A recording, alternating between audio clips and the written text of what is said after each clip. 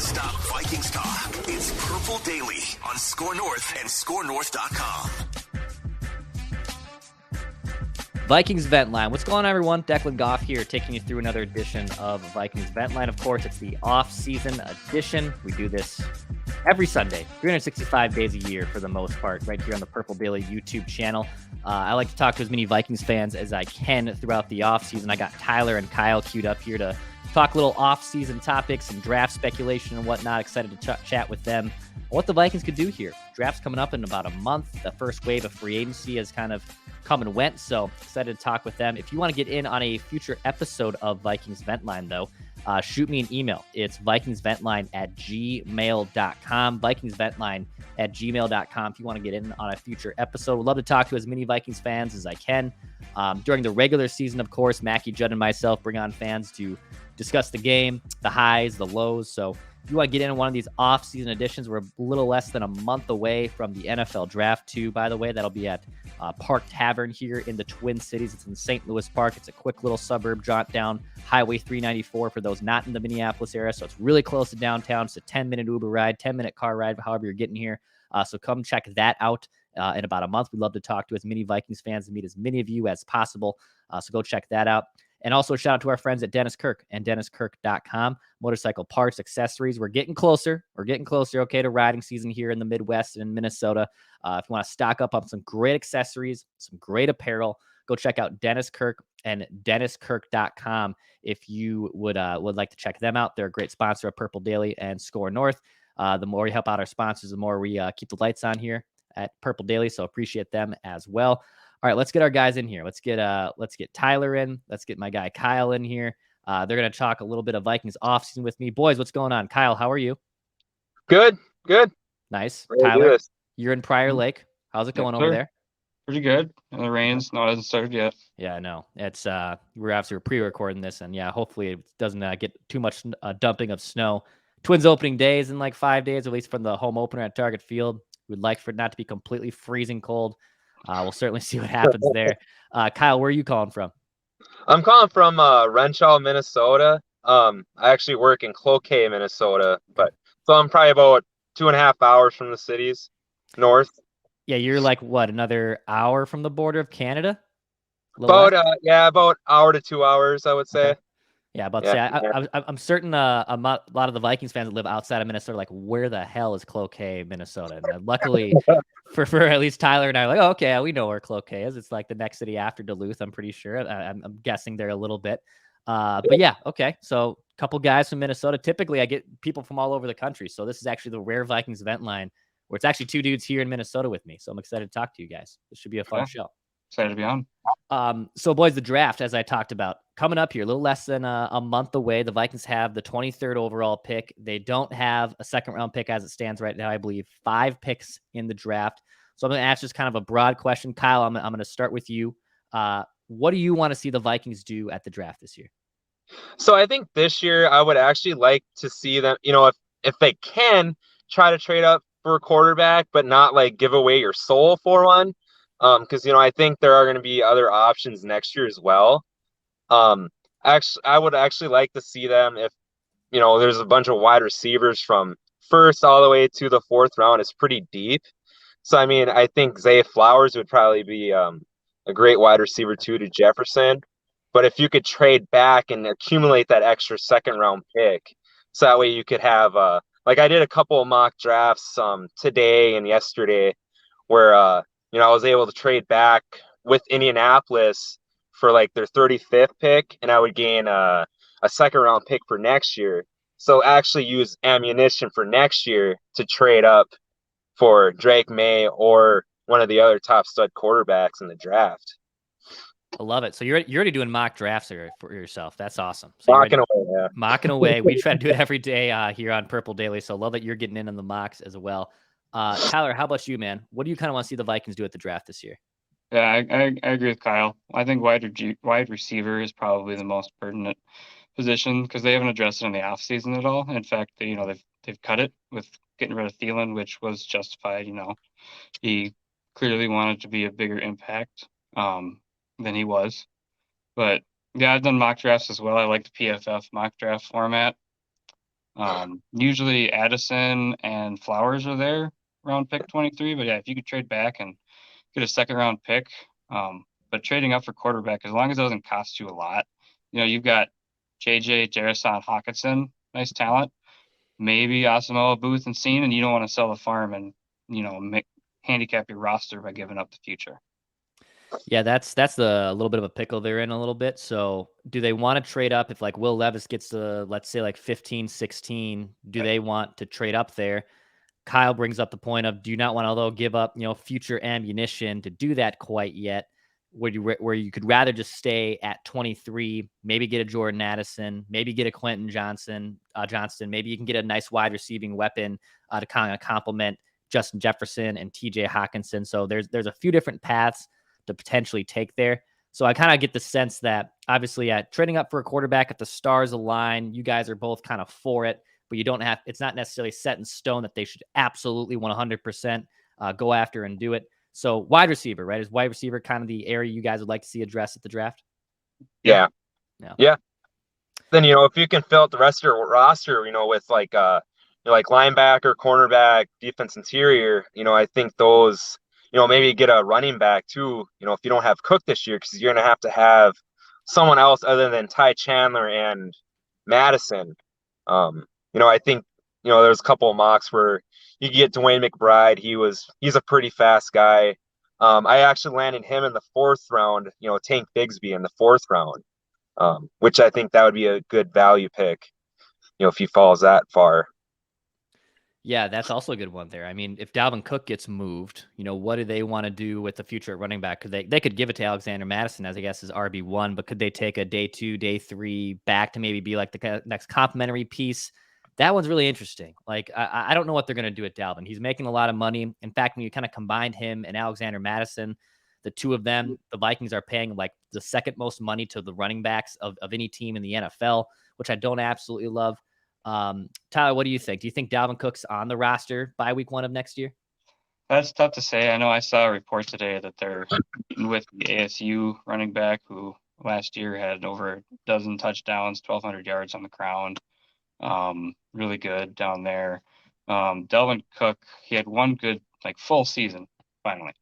And his production was down in regards to how much he was utilized. And tough to say, because why else would you bring back Madison?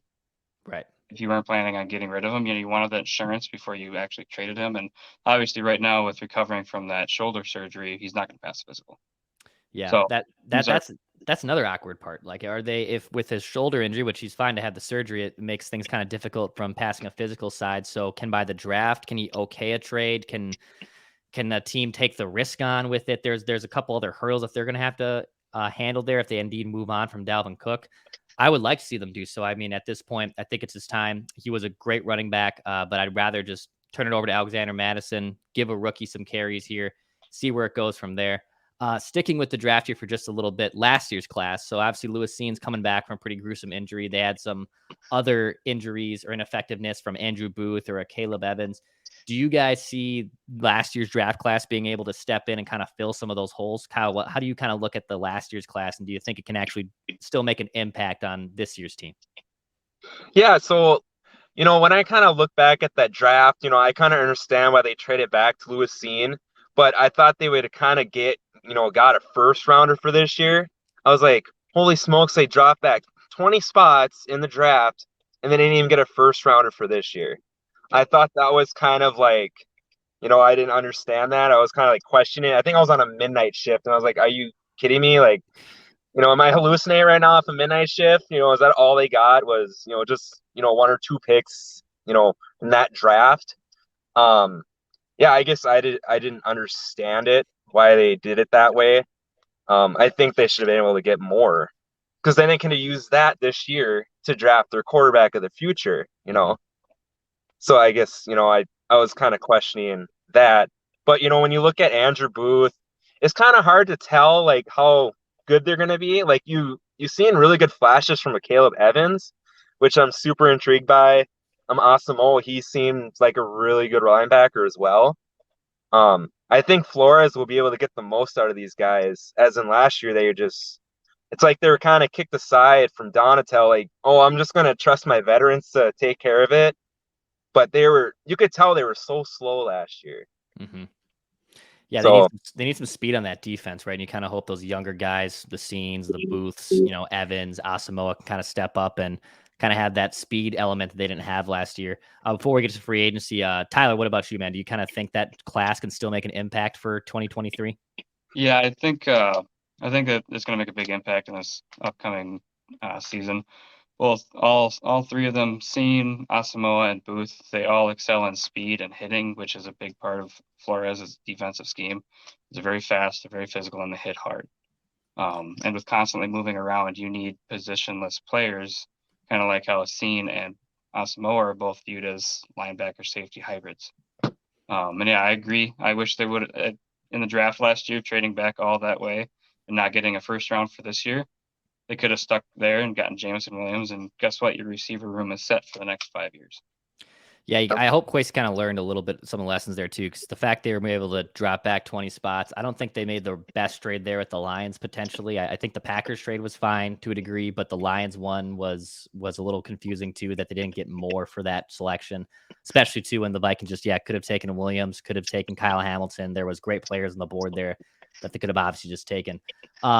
I was looking at free agency though, so there's been about a few weeks into free agency. The first big waves have kind of come through. There's still some names out there, but the big dogs are certainly off the board now. Tyler, I'll actually go back to you here. What moves in free agency so far have you liked that the Vikings have done? So the first big one that they made was Oliver, and I saw that and I'm like, what? I was so confused. A little, not gonna lie, a little frustrated at the time when I saw that signing. But then I looked more into them, and they've come out and said they want to have player personnel based on the schemes that they are playing against. Whether it's 12 personnel, 22, 11, so on and so forth. But Byron Murphy has got to be my favorite signing so far. He was far and away my favorite cornerback of this class, of this free agency class, and I wanted them to get him bad. And they got him, and it's on a pretty cheap deal. He's young. It almost seems like a prove-it deal. Like, they put void years in addition to Davenport and Oliver. They all have void years built into their contract. It's almost like all three of them are on a 1-year prove-it deal. And if you do well, here's more money and here's more years. Yeah, the Byron Murphy one's really intriguing, mostly because, he can fill a void at cornerback. You didn't overpay for him. You didn't give him a ton of money necessarily. He's here for a couple years. You see where it goes from there. That's kind of been their theme of free agency. They're not going to bring in these old veteran guys. There's certain targets that they're looking at and saying, how can we improve our team without also giving them a ton of money down the road that's going to burn us? Yeah, I think the Murphy one's probably the biggest impact one because it's a position of need for the Vikes. Curious how the rest play out. Kyle, how about you, man? What have you liked from free agency so far? Yeah, I agree with Tyler on it. I think the Byron Murphy one, I think that was a great add to the defense. It's something that they absolutely needed. They didn't have without Pat P, they needed something like a veteran, some sort of veteran presence, but he's still young. So, I mean, you still could give him, if he performs really well, you could still give him an extension and lock him in for a while. I actually like the Marcus Davenport move as well. Because he's had a lot of injury issues. So it's not like, if he doesn't pan out this year, you're not going to be banking on him being here next year. You're just giving him, a couple $1 million to play this year to prove himself. And he has a high floor, high ceiling. So I like those two moves probably the best out of what they've done so far. Then when they kind of signed Garrett Bradbury back, I was like, oh man, I really want that John Michael Schmitz from, the Gophers. Cause I mean, he's a stud. He's an absolute stud. But then, when they brought out his salary cap for Bradbury, I was like, oh, that's actually not bad for a 3-year deal, just a couple million. So I actually don't mind that as well. Yeah, I thought the fact they brought Bradbury back for a pretty reasonable deal was fine. I'm kind of with you. I was kind of hoping for a rookie center. Hopefully John Michael Schmitz would have been an ideal target there. I would just thought, hey, just go find a center on day 2 of the draft. Go from there. You'd be good.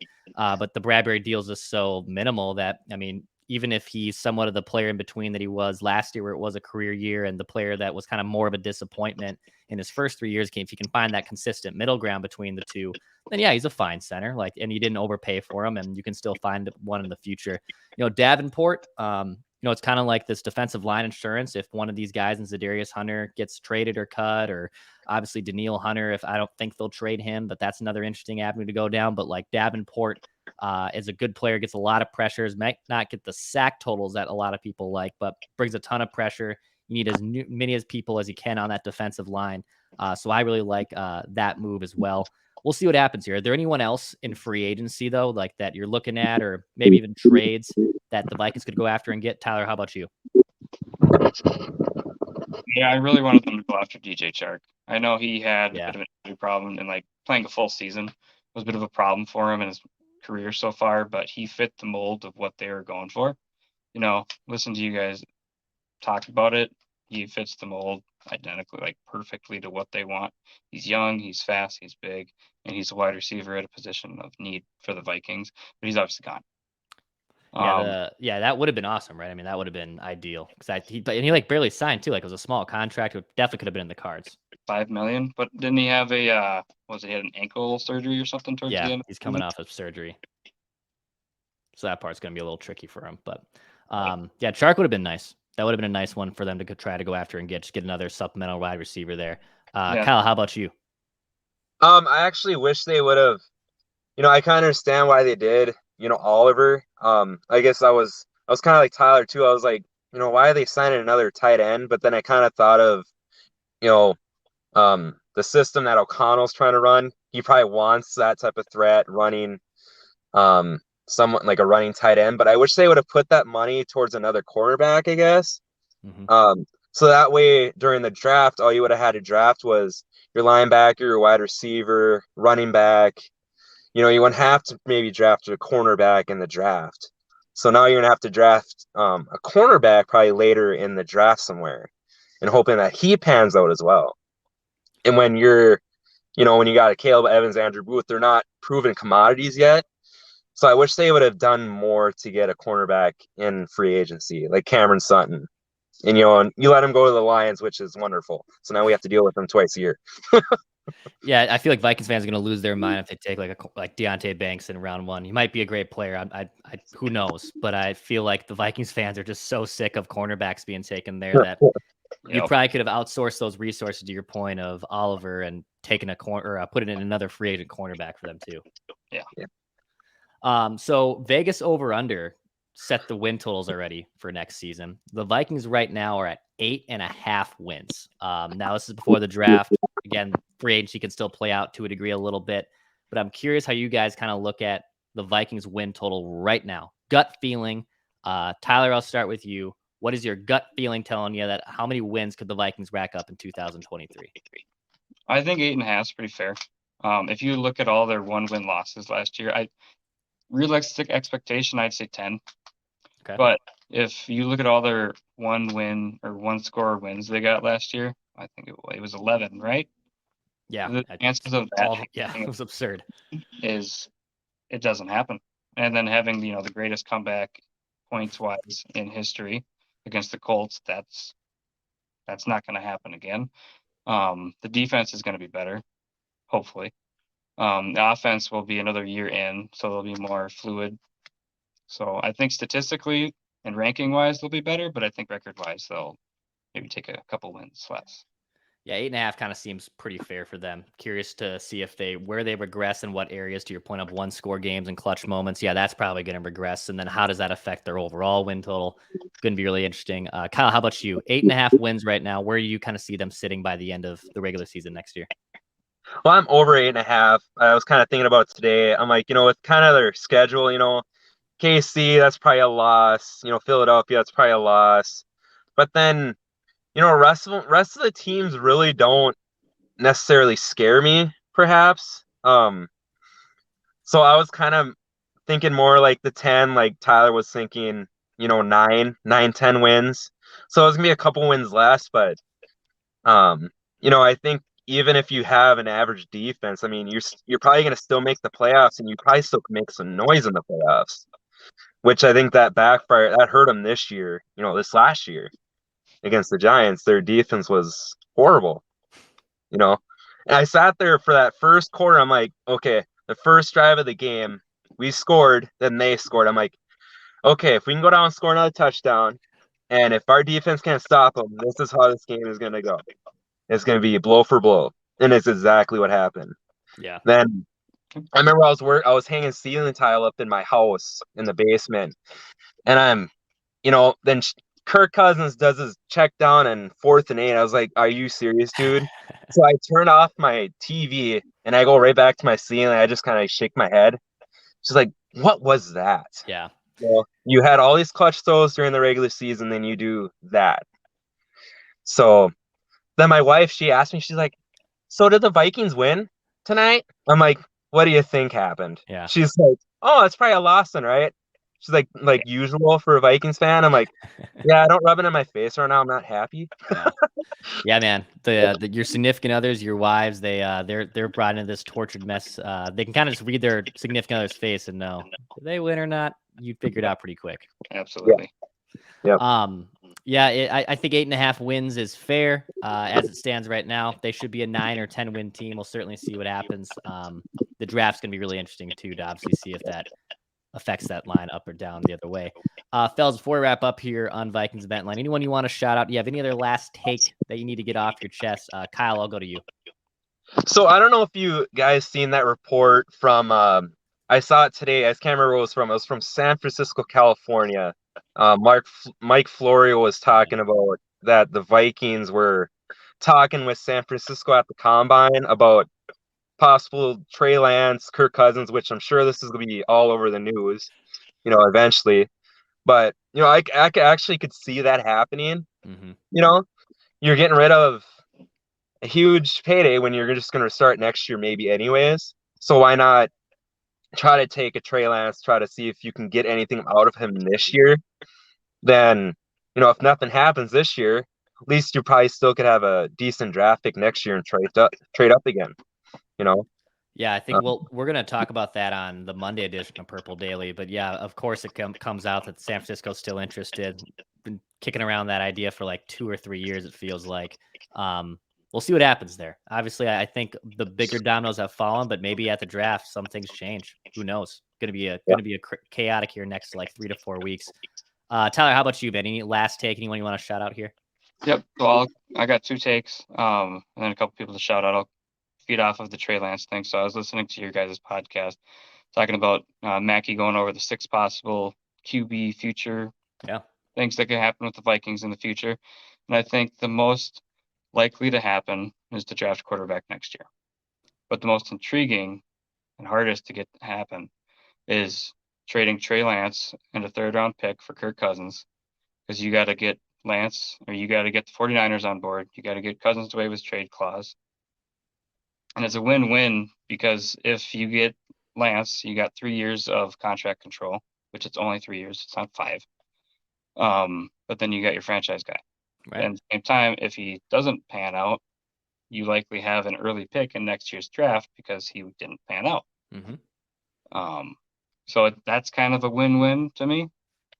And then, so the other take is, so every year for, I don't know how long it's been now, but the last week in the season has always been a divisional matchup. And it's obviously to make it exciting. People can be cut out of the playoffs. They can take over the 1st seed. They can take over the 2nd. The seeding changes, and who makes playoff changes, hence the Packers missing out from the Lions last year. Mm-hmm. I actually played football against the Lions starting center growing up, Frank Ragnow. Oh, cool. Yeah. Yep. Mammoth of a human being. Yeah. But I think this year we're going to end up playing the Lions in the last game of the season. And I think it might be for the division, because the biggest weakness they had last year was their secondary. And they signed Sutton, they signed Mosley, and they signed Gardner-Johnson. Yeah. They could have fixed their secondary at the snap of a finger. Mm-hmm. And then, I want to shout out my buddy Dan Hampshire. We run a fantasy football league together, and he watches your guys' podcasts as well. And my fiance, Ashley, who allows me to be obsessed with Minnesota sports, not just Vikings, and she understands and allows Sundays to be just for football. during the football season. It was funny during the Eagles game. I was down here watching the game, and I was screaming and smacking my desk, and she came down to say goodnight, and she kind of poked her head through the door. And, can I say goodnight? And I'm like, yeah, you're fine. But most importantly, you guys for creating all the content that you do. All the Wolves, and I'm actually going to the game tonight. Nice. All the Wolves, Wild, Vikings, and kind of the Twins. I grew up a Twins fan. I kind of see through their gaslighting right now. The last couple of years, I'm not willing to jump on the bandwagon the poll ads are driving.